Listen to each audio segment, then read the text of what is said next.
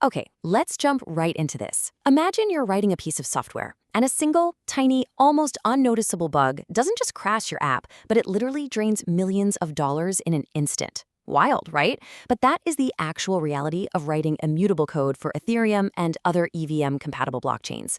The financial stakes are just astronomically high. So in this explainer, we're going to break down the fundamental mechanisms that actually keep these smart contracts safe. We're looking at the alternate security showdown, Require versus Revert. Think about traditional software for a second. If you hit an error, what happens? The program might just throw an exception, maybe return a quick error code, or even just log a warning in the background while the rest of the app kind of limps along. But on a blockchain, where real, tangible, economic value is moving around, no, that is completely unacceptable. A smart contract has to fail safely. It absolutely needs an ironclad way to stop a transaction right in its tracks and protect those assets, using what we call an atomic rollback. And that brings us to the core concept of this whole discussion. A revert is the atomic rollback mechanism of the Ethereum virtual machine, or the EVM. When a transaction reverts, absolutely everything is undone. I mean, everything. No ether actually moves, no storage slots are updated, no new contracts are deployed. It's like it never happened. The blockchain just snaps back to the exact state it was in before the transaction even started. Now, there is one little catch here. The user still pays the gas fees for the computation that was executed right up until that exact moment of the revert. So how do we actually trigger this mechanism? Let's meet our tools in Section 1, the contenders, Require versus Revert. First up, we've got Require, and I absolutely love this analogy. Think of Require as the declarative bouncer of your smart contract. Imagine you're walking up to an exclusive nightclub. The bouncer is standing at the door checking IDs, looking over the dress code, making sure you're actually on the guest list. If you fail literally any of those checks, you're turned away immediately, long before you ever step foot inside. Well, that is exactly what Require does for your code. Practically speaking, Require is a built-in function that evaluates a simple Boolean condition. It's incredibly declarative. You're explicitly stating, hey, this condition must be true for the code to continue.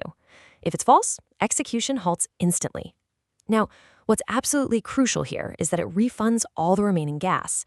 It's essentially designed to handle expected failures, like a user accidentally typing in the wrong token amount.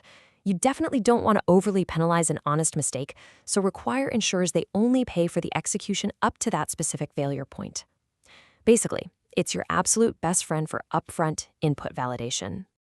Okay, now let's look at the other side of the ring. If Require is the bouncer at the door, Revert is the eject seat in a fighter jet. You do not press the eject button as part of your routine pre-flight checks, right?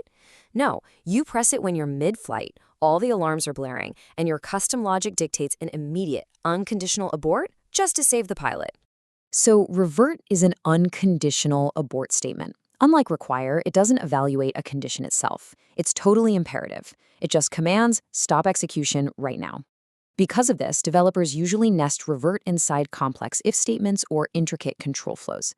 Just like Require, it also refunds your remaining gas, but its real superpower is handling complex multi-branch validation, where a simple true or false check at the door just isn't going to cut it.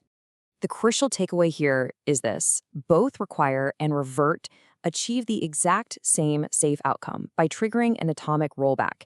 Their difference lies entirely in their control flow style and syntax. Require combines the condition and the abort into one really neat, declarative package. Revert, on the other hand, separates the abort, letting you write all the custom imperative logic surrounding it.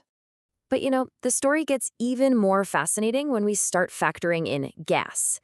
Let's move to Section 2, the 0.8.4 plot twist, the cost of gas. So before Solidity version 0.8.4, both Require and Revert relied entirely on string error messages. The problem with that? Well, every single character in a string error message is stored directly inside the contract's deployed bytecode. So if you're writing a highly descriptive error message explaining exactly why a transaction failed, you are drastically bloating your contract size. And not only does this cost an absolute fortune to deploy, but it aggressively pushes developers toward the hard limit for contract size on Ethereum, which is known as the spurious dragon limit, capped at just 24,576 bytes. When you break down the math behind this problem, it's undeniable. Let's say you have a short string, like bad input. That eats up 20 bytes and roughly 4,000 gas. A long, actually helpful string, that could be 70 bytes and 14,000 gas. But a custom error with no arguments, that takes up merely 4 bytes and costs just 800 gas to deploy. I mean, that is a literal game changer. And this brings us to custom errors, the massive feature introduced in Solidity 0.8.4 that essentially solved this whole bytecode crisis. Instead of storing entire wordy sentences on the blockchain, custom errors take the error signature, so its name and parameter types, and they hash it into a tiny 4-byte selector. That tiny little selector is the only thing actually stored on-chain. The human-readable description, that lives entirely off-chain in your source code or front-end interface. Now, scaling this up shows the massive macro impact of that tiny little change. Let's say you have a complex contract with 50 different error checks. Using long strings could easily add over 500,000 gas to your deployment costs. But switching those out for custom errors, you drop that down to roughly 40,000 gas. We're talking about massive 30 to 50% gas savings across an entire contract deployment. And this is exactly why pairing custom errors with the revert statement has basically become the modern standard in smart contract development. So, how do we actually apply all of this? Let's jump into Section 3, the modern playbook, building a defensive perimeter. Any discussion about smart contract security simply has to mention the legendary checks effects interactions pattern. This is your foundation.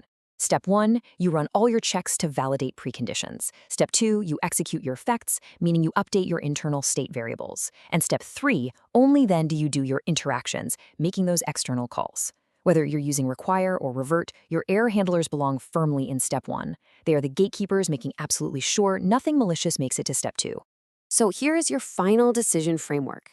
Let's start with when you should still reach for require.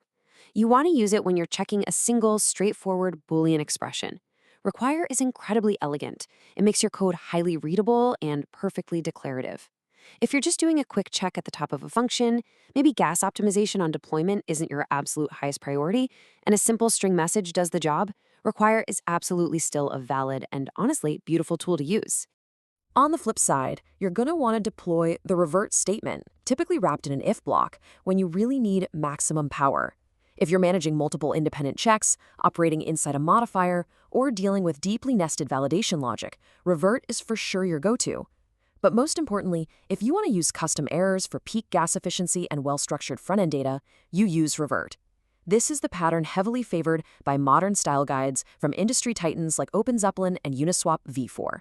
Which leaves us with this final thought. The tools you choose literally define the safety and efficiency of the value you're protecting. So take a good look at your own codebase. Are your smart contracts bloated and relying on expensive legacy string messages? Or are you ready to implement custom errors, optimize your gas, and truly upgrade your defensive perimeter? Because the choice between require and revert isn't just about syntax, it's about building the most robust, efficient architecture possible. Thanks for joining me on this explainer, and happy coding.